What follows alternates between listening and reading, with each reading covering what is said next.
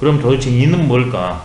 이때의 인은 어디까지 넘어가냐면 천인을 관통하는 인으로 넘어갑니다. 논어에서 했을 때 인은요, 인간의 문제를 설명하는데 초점이 맞춰졌습니다. 첫 번째, 나의 본래성으로 돌아가는 극기복례 위인이라. 인간의 본질은 인인데 그걸 망각한 삶이 기의 삶입니다. 그 망각한 인을 잊어버린 나가 어떤 존재인지를 망각한 그 기의 삶을 이겨가지고 예로 돌아와서 사는 그걸 인이라고 했거든요. 그래, 그럼 또 인은 뭡니까? 물어봤을 때 내가 본래 나로 돌아가는 것 첫 번째, 두 번째는 예인, 타인을 사랑하는 것이다. 왜? 나와 상대가 둘이 아닙니까? 극기와 예인입니다. 역시 인간의 문제예요. 둘이 아니니까 기소부력 물시의인이라고 말했습니다. 내가 원치 않는 것을 타인한테 베푸지 마라, 시행하지 마라. 이게 인이 인간의 본질로서 논어에서 자리 잡습니다. 그러면 인을 제외한 다른 존재들과 인의 관계는 어떨 것인가? 논어에서는 그걸 알기가 어려워요. 근데 맹자를 넘어가냐 그러면 이 인이 인간의 문제만, 나와 타인의 문제만 국한되는 게 아니라 과거와 현재, 미래에 다른 게 아니라 똑같이 관통되는 것이면서 인간을 벗어난 문제이다. 그게 바로 인은 맹자가 이렇게 규정했습니다. 천지존자기요 인지안택이라. 바로 인은 인간만이 아니라 천지자연을 관통하는 근본이다. 이게 천지존자기요. 하늘의 종지한 벼슬. 그 다음에 사람이 가장 편안한 집이다. 인의 근거를 맹자에서는 천에다 뒀어요. 이게 천과 인의 근본이 인입니다. 근데 맹자에서도 그 천의 문제가 그거 딱 한 번 나와요. 그러니까 맹자에서도 대부분 사람들이 사람에 관련돼서 인을 이야기해요. 근데 저는 왜 얘기하냐면 저는 주역 전공자라. 그래서 천지존자에게 주목을 하는 거거든요. 그럼 주역으로 넘어가면 이것이 어떻게 되어 있냐면 중천건에 보냐 그러면 건은 네 덕이 있다고 그러거든요. 원, 형, 이, 정. 건도 변화에 각정 성명하나니 건의 도가 변하고 화함에 건의 도가 변과 화하면서 모든 존재들을 낳고서 변화시킵니다. 생성, 변화, 화육을 시키거든요. 뒤에 중용에서 나옵니다. 이제. 근데 그 존재들을 낳는 것이 원칙이 있어요. 그게 도고 그 방법이 변과 화를 통해서 합니다. 그것이 구체적인 존재들한테 원리와 도와 그 방법이 실천론이 변과 화가 깃들어 있는데 그게 각정 성명이에요. 각각 성과 정을 정해줬어요. 모든 존재들한테. 성은 천입니다. 보편성. 그 다음에 명이라는 것은 각자성이에요. 성은 똑같고 명은 다 달라요. 그게 제일 처음 했을 때 천 6개, 명 6개, 성 6개 제가 했지 않습니까? 바로 제가 주역 근홈을 해가지고 이렇게 한 겁니다. 각정성명입니다. 그래서 보합, 태화야 내 이정하노니라. 태화, 성과 명이 두 개가 동시에 있거든요. 그게 태화예요. 인간한테는, 존재한테는 어떤 인간이 아니라 모든 존재는 인간만이 아니라 다 성과 화가, 명이 다 동시에 있어요. 태화예요. 그렇기 때문에 그것을 먼저는 그 두 개를 딱 내가 보존해야 됩니다. 그리고 이것 둘이 이게 발익의 중절 그랬잖아요. 발익의 중절 유지 화라. 그거 두 개가 제 모습으로 활동할 수 있도록 내가 관계 속에서 그것을 실현해 나가야 돼. 그게 화예요. 아니 보합입니다. 그것을 성과 명을 내가 딱 보존해가지고 성은 이거고 내 명은 이 순간 이거구나 해가지고 실제로 그렇게 행해 나가는 게 합이에요. 합안합자. 그러면 좋다. 그렇게 하면서도 그것을 한 번만이 아니라 끝까지 견제하면 좋다. 이게 이정이에요. 이정. 그렇게 말하면서 건해도는 원형이정이라고 하거든요. 이게 천사덕입니다. 하늘의 네 덕. 원래 하늘은 하나인데 존재를 생성 변화시킬 때 설명하기 쉬우라고 네 개로 해놓은 거거든요. 두 개로 하면 음양건건이고. 그럼 네 개로 했을 때 원형이정, 늘 그림 그린 거 있지 않습니까? 원형이정. 이 원덕이 작용을 하면 그거는 생이거든요. 일기. 그게 유행을 해요. 어떻게? 원형이정으로서. 그러면 여기에서 생명이 보이지 않는 생명으로만 있다가 생명체가 딱 태어납니다. 그 다음에 여기에서 쑥 성장합니다. 그 다음에 여기에서 이제 결실을, 수확을, 그 다음에 여기에서 다시 돌아갑니다. 이게 생장수장입니다. 이게 지사덕이에요. 땅의 사덕. 바로 이 천사덕 원형이정과 이 원형이정에 의해서 지사덕이 일어나거든요. 그것이 모든 존재들한테 천지 안에 우리가 사니까 천지의 교통으로 우리 존재가 만들어졌으니까 우리한테는 천사덕과 지사덕이 그대로 들어있어요. 그게 인사덕입니다. 그것이 맹자가는 인의예지라고 했어요. 이게 인은 나만의 본질이 아니라 모든 인간의 본질이자 모든 우주의 본질이에요. 인 이꼴 생이에요. 인은 구체하면 사람으로 놓고 생은 천이거든요. 천인을 관통한 게 인입니다. 인간의 원리에 국한되는 게 아니에요. 그래서 수도는, 도는 바로 천도와 인도가 있는데 바로 그것을 한마디로 말하면 인입니다. 생명입니다. 그래서 인은 생생, 살리고 살리는 거예요. 천사덕이 원형 이덕입니다. 원형이덕. 원형이정. 원형이정. 이게 건도예요. 건도. 건도는 계속 이렇게 유행을 합니다. 근데 그것이 어떤 규칙을 가지고 해요. 그게 바로 변화입니다. 그럼 여기에서 이제 존재들이 나타나요. 근데 건도라는 것은 무형의 실체지 않습니까? 그래서 그 무형의 실체가 생명을 낳는 그게 두 개를 하면 변화인데, 일기, 변화. 그러면 구체적으로 이제 생명작용이 벌어질 거 아닙니까? 그것을 보이지 않는 측면으로 말했을 때 그것을 원형이정이라고 합니다. 이 보이지 않는 생명작용, 변화, 그걸 더 끊으면 원형이정의 변화에 의해 가지고 구체적인 존재물이 나타나요. 그게 생장, 수장입니다. 그게 모든 존재들한테 이 근본 원리와 변화상에 깃들어 있어요. 그걸 인간적인 관점으로 했을 때 이게 인입니다. 인, 예, 의, 지 이렇게 돼요.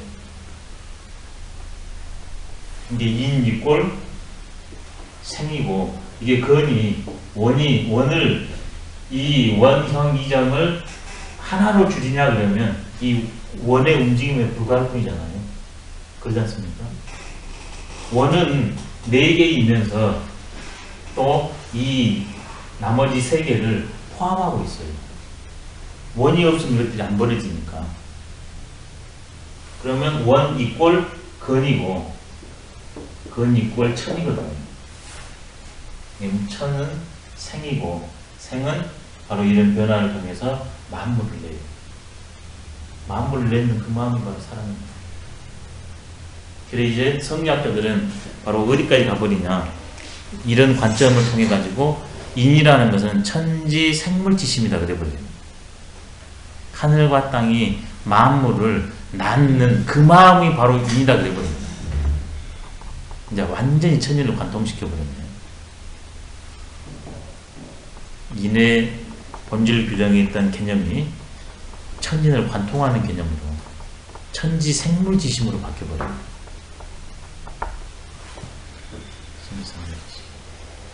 그러니까 그 인간으로 돌아오면 천 아버지, 그 다음에 지 어머니거든요.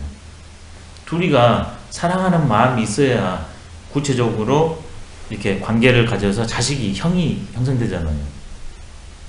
이게 그 형을 가는케 한, 만나게 하는, 그게 바로 인입니다. 무형의 그거. 동영이 철학은 한마디로 생철학입니다. 사랑하지 않는데 생명이 나지기 어렵잖아요. 그럼 이렇게 말할 수도 있습니다. 사랑하지 않는데 어쩔 수 없이 결혼했다. 아니면 아주 불행하게 또 그런 일이 있지 않습니까? 그건 내 시기의 사랑 내가 안 했을 뿐이에요. 생명의 사랑과 의식의 사랑은 달라요. 지금 우주적 사랑입니다. 우리는 근데 의식으로 사랑을 거의 합니다. 의식으로. 그래서 도를 닦는데 뭘로 해야 되냐면 바로 천인의 실상으로 했습니다. 그 천인의 실상은 사랑이다. 그 사랑에 입에 대고 어긋났을 때 그걸 다시 회복하는 게 극기복명입니다. 회복해 보니까 나와 상대가, 나와 만물이 둘이 아니지 않습니까? 천지자연이. 그러니 그 대상을 예인할 수밖에 없죠.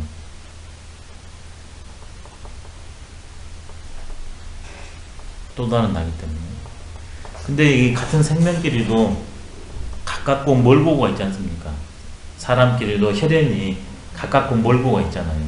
그래서 그때 오복제도가 형성됐다고 그랬지 않습니까? 상례를 할 때 기강과 상복이 다르다고. 같은 생명인데 생명끼리의 그 가깝냐 뭐냐 차이거든요. 그렇기 때문에 맹자 같은 경우에는 이 인을 펼쳐나가는 방법을 똑같이 사랑해야 되지만 이렇게 관계에 부딪혔을 때 친한 사람을 먼저 친하고, 그 다음에 사람하고 다른 존재들하고 부딪혔을 때 사람을 먼저 해라. 인민. 그 다음에 다른 존재들도 똑같은 우리랑 생명체니까 그것을 멀리해서는 안 되고 친친이 인민이 예물 이렇게 나왔거든요. 모든 존재를 사랑해라. 아껴줘라. 바로 이 사상에서 나오는 겁니다. 인이 그냥 인간에 관련된 게 아니라 천지인 모든 존재를 관통하는 그것이다. 그래서 우리는 인으로 둘이 아닙니다. 사랑하면 둘이 아니잖아요. 사랑 안 하면 둘입니다. 다사는 여기에서 그러기 때문에 인을 이인상의라고 말했어요. 두 사람이 서로 의지에 있는 꼴이다. 그냥 인에다 국한친 겁니다. 예. 훨씬 실천적인 해석이긴 하지만 인의 의미를 천을 그렇기 때문에 간과하게 됩니다. 이인상의로 했을 때. 하지만 지금 저처럼 하면 이것을 체득하지 못하거나 이해가 안 되냐 그러면 이해가 된다 할지라도 말장난인 경우도 있거든요. 근데 다산처럼 이인상의로 하냐 그러면 훨씬 구체적이고 실천적으로 될 수 있는 장점은 있어요. 근데 이것을 천인의 의미를 제대로 이해하면 다산처럼 이인상이라고 말을 안 해도 그냥 그것은 그냥 딱 오게 되어 있어요. 뼈저리게 몸으로 느끼게 되면. 근데 제 생각에는 천인의 관통처로서 보는 것이 합당하지 않는가. 그 근거가 주역입니다.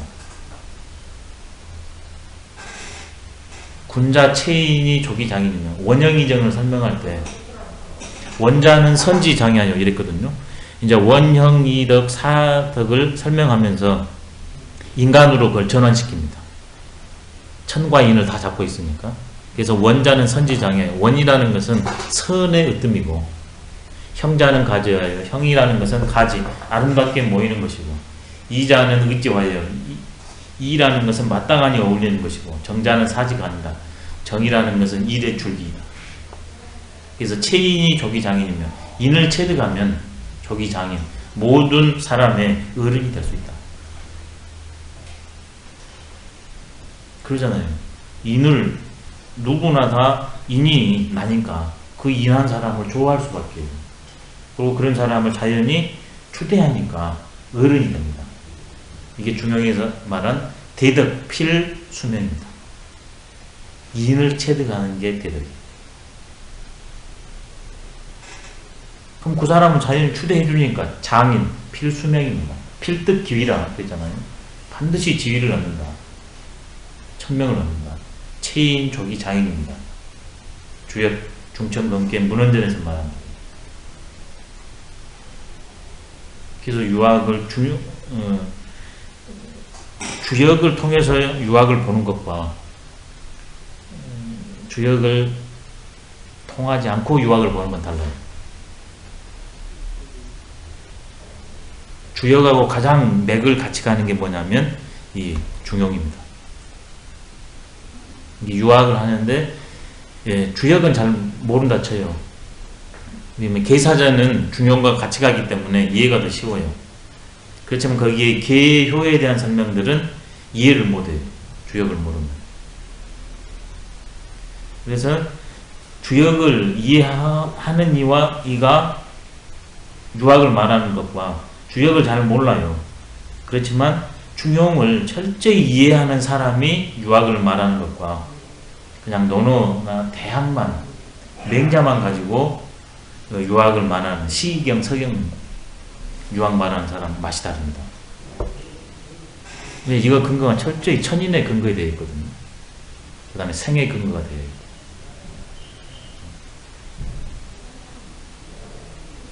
맹자는 이제 인간적인 측면으로 측은지심이라고 그랬지 않습니까? 측은하니까 두 사람이 서로 간에 다단장에 맞춰서 의지가지 않으면서 살 수가 있는 거죠. 그 마음이 없으면 어떻게 의지가지 못하지 않습니까? 입장인데.